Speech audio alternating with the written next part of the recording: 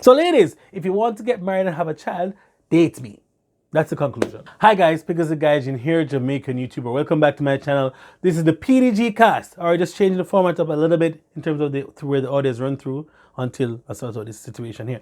Oh, and if you haven't copped the merch yet, I need you to cop this merch right now. They're pullovers, they're t-shirts, all right? Never come to Japan for suffer. I didn't come to Japan to suffer, meaning I didn't come to Japan to not enjoy life to its fullest, basically. All right, so please support the merch. It's going to help support the channel, and then of course you're entertained. So I implore you guys to please get the merch before December, please, my big. I'm asking you kindly, cop a shirt, cop a pullover, cop a whatever you want to cop, just to support the channel. All right.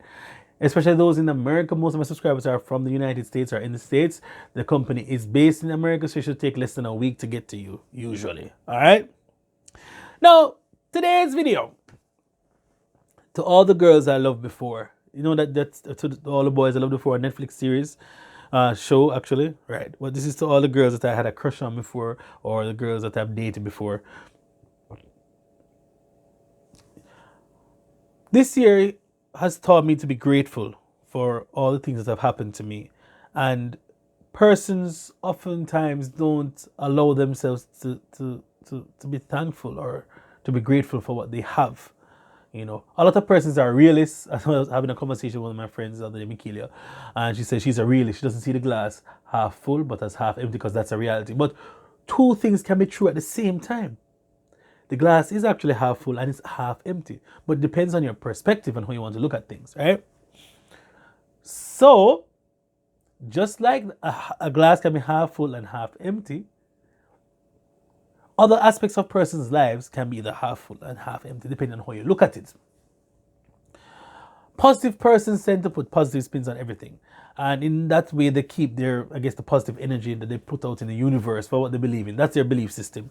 While realists or persons who are more cynical tend to see things from a darker perspective or from more realistic perspective.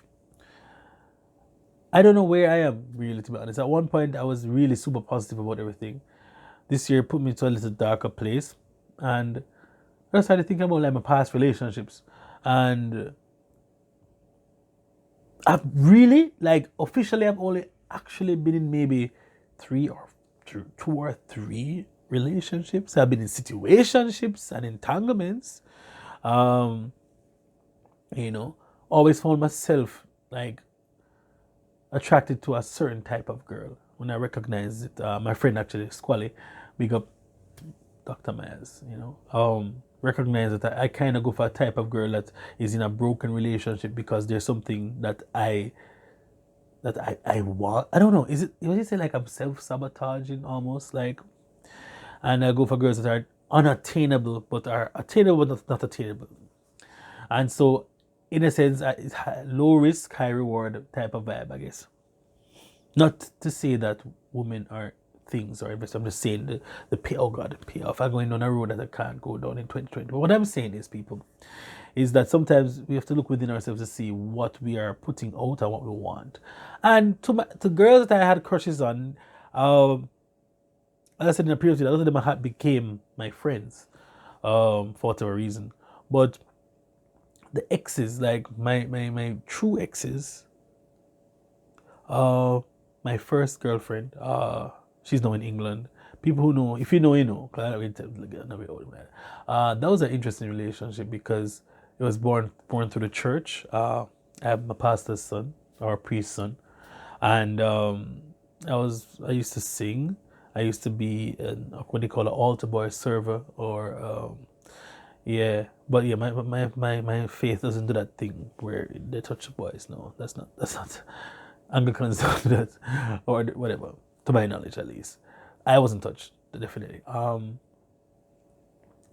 had some really interesting times growing up with my exes. I remember a situation where when I first indicated I liked her, and she went to a prominent all-girls school in Jamaica. I went to a prominent all-rounded school, or prominent school. Dear Duke, quad up teamer. They're not them, right? Sorry. And so, you know, it was interesting. And this young lady, was the benchmark for everybody else going forward because she was my first actual girlfriend. She was more experienced than me. She wasn't a virgin. I was a virgin, but she was okay. She was patient with me.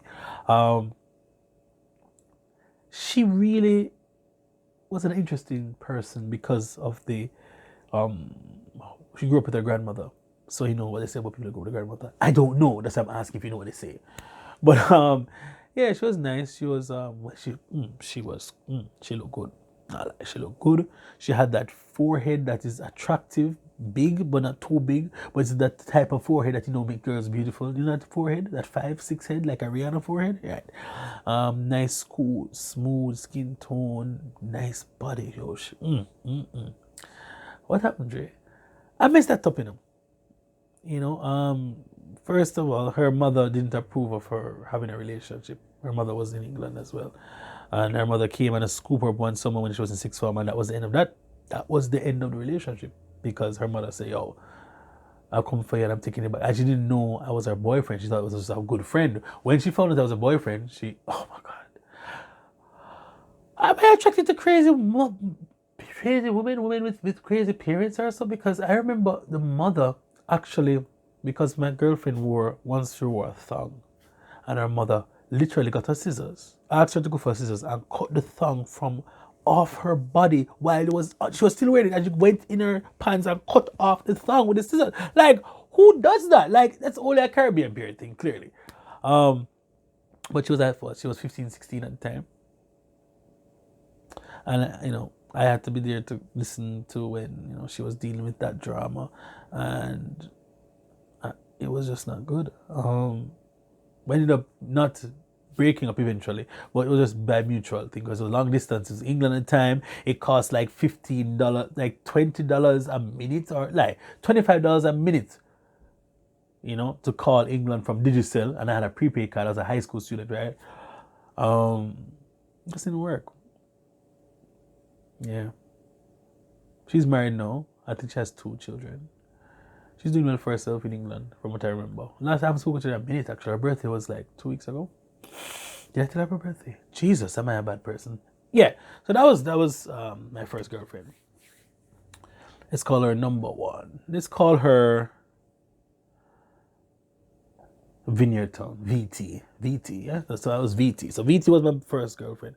And they said she was crazy. She kind of had a little crazy side to her, but I mean, it is what it is. And apparently it was right in her family. But anyway, it's neither here nor there. She's quite fine, looking quite balanced and all that. After that, I had little like situationships, like dating girls that were in broken relationships, dating girls that were unsure what their relationship was, if there was one.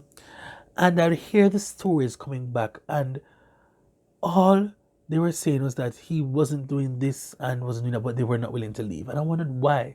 Why is it so hard for you to leave someone that's not treating you right? Oftentimes, the investment that you spend, that in the time that you invest in a person, and at one point there was some good points there, and you're holding on to those good points for whatever reason, holding on to those memories, which eventually hold you back from moving on when you need to move. And many women, many of the girls that I talked to were in situations like that. Oh, it was so good in the first 3 months, and then I don't know what happened. And then every time the girl is about to leave, like clockwork, the man would do one minuscule thing that is supposed to be an ordinary thing in a relationship. And oh, it looks like he's changed and he's getting better. And that really hurt me a lot, especially with a particular young lady. That still holds a dear place in my heart up to this day.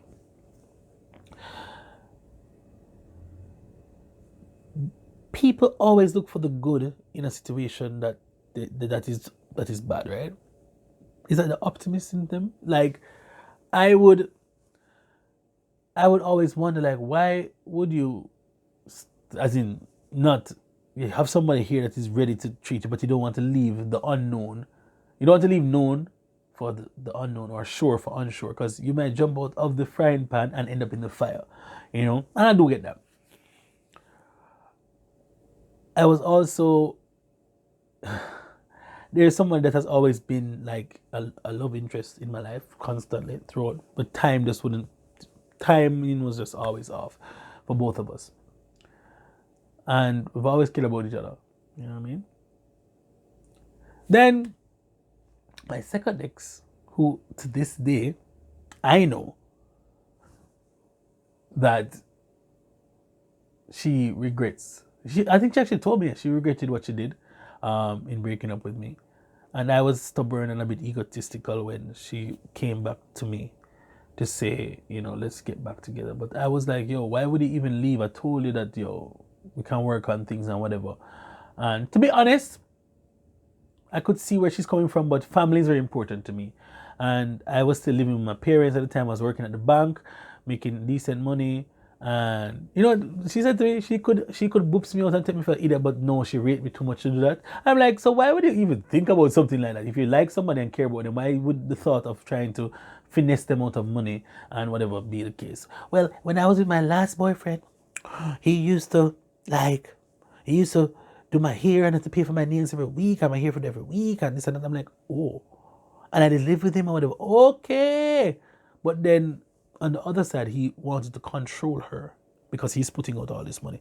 I'm not saying that once a man is spending money, he is entitled to anything because a woman is her own person. She can do what she wants to do. Your spouse or whoever you're dealing with, you don't own them because you give them money. Let's just get it out there. You don't own them because you're investing time with them.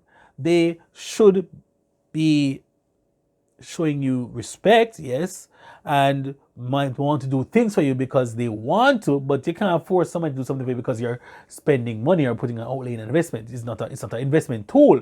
It's not an investment vehicle. You know what I mean? We broke up because I think one, she wanted to have sex with me. I was willing to, but I wasn't really willing to. I was willing to do it just to keep her. Two, she said my parents were too much of an influence in my life. I don't know what that meant at the time. I still don't know what that means. But I guess because she wasn't able to guess. At the point. So she lived somewhere where most people my parents wouldn't really recommend me being there late at night. Cool. She lived she lived, one bad, like outside, on the outskirts of one bad place. You see me? She lived in the outskirts of a, more let's say the projects or whatever in America. Yeah. And so I was dating her, so or I was interested in her the first time, and I used to drop her home and come back in. And it was near to my former university. If you can pick it up, pick it up. If you know, you know. Carbon fiber, yeah, she. I probably have to talk about her like in any negative light, but I have to talk about the situation because it's Vlogmas, and I want you guys, this is a present to you to show another part of us, part of me that you know about. And during that relationship, I would have done almost anything for that girl. Almost anything. I was single for about 4 years before that, and I was just like, was not acting like I should be. I think maybe I was a bit naive and in thinking that, this is how a relationship should be. And I did not spend a lot of quality time with her alone. Like it was always me, her, and my friends, or because that's where I met her, right? I met her through my friends, and we continued doing that thing. And I didn't spend enough date time with her, and for that I apologize. I'm sorry for that. I just thought once we're together, it didn't matter what we're doing, but you still need to have alone time with your girlfriend. I was like 25, 24, 25, 23, whatever. I'm sorry for that. And I did something also that wasn't very thoughtful. I knew she explained to me how important New Year's Day was for her. New Year's night, New Year's Eve was important for her, and she usually goes to balls or she goes to black tie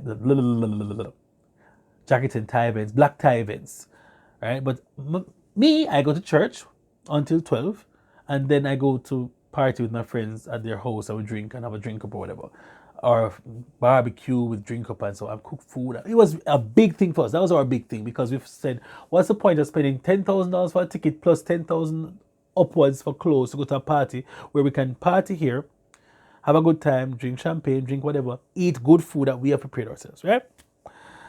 That became an issue because she didn't expect that. So she dressed up and came and persons wearing jeans and shirts and whatever, and she thought that this is not something that she wanted, and I didn't consider her. And for that, I do apologize. For not knowing that, for not being wise enough to know that, hey, I should have been a better boyfriend.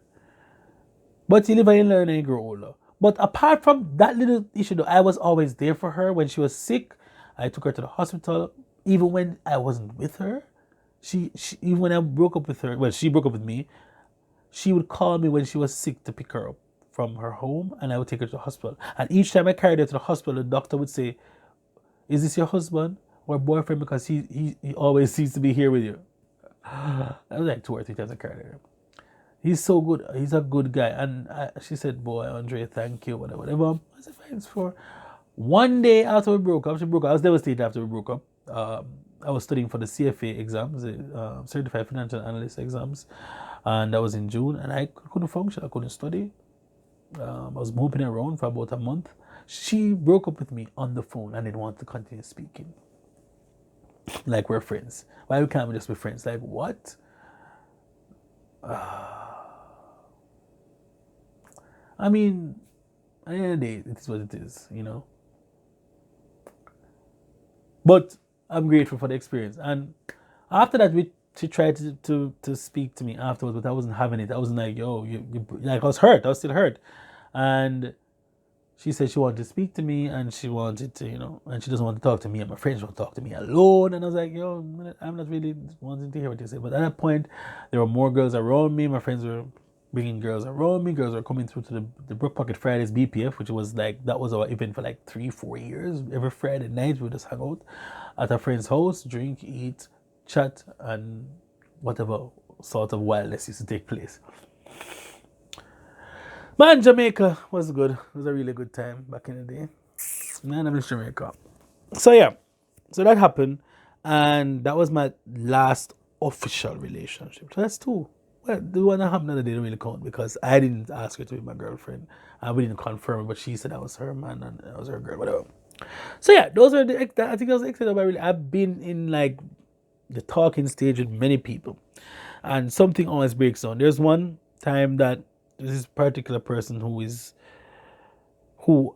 probably the most decorated. No, not the most decorated, but she was really like an awesome person. I messed that shit up because again, I didn't listen properly. I didn't pay attention to detail, and I wasn't picking up on context clues. I'm much better now. But back in the day, I couldn't pick up on context clues. That girl she's intelligent, eloquent, down to earth. So she just was ticked off all the boxes. Like she would have been the perfect Mrs. Cunningham. Perfect, without even a doubt. Mommy would have loved her. Mommy and mother loved her, rate her to the ground. Like I was like, this girl, this is it.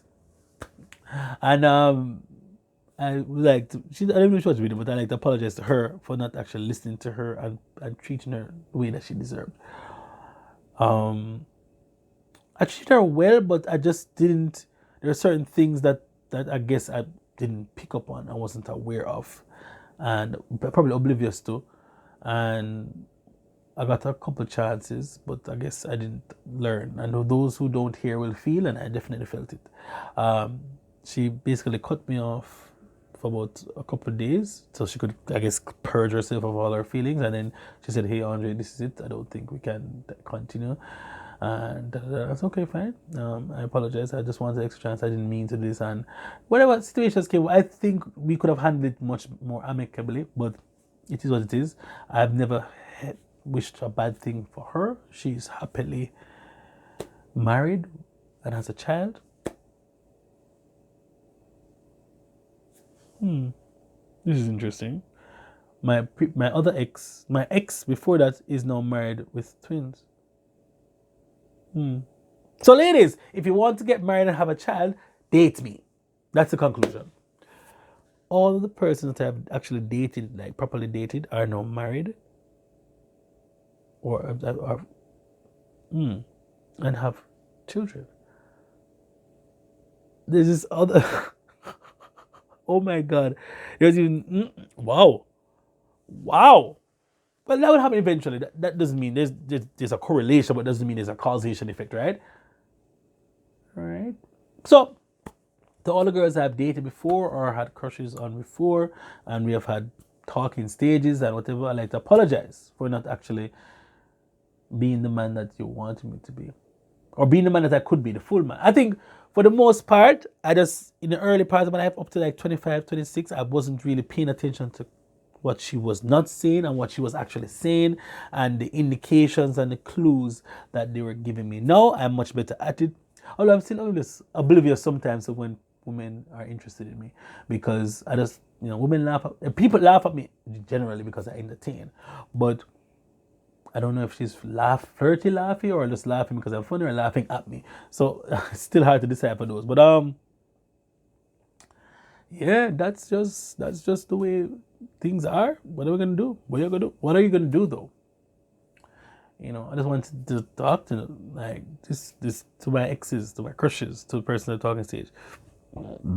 Sorry, but no, right now I'm not ready. I'm not ready at all. My house is a mess. Need to get this money in order so that when time comes, I can so boom, bam, bim, bam, bim, and sort it out. But yeah, I don't regret anything. Maybe one thing, a couple of things. There are persons I want to talk about I can't talk about because it's still an active situation. Maybe I don't know. Of course, there are love interests now. Person that I consider attracted, I'm attracted to.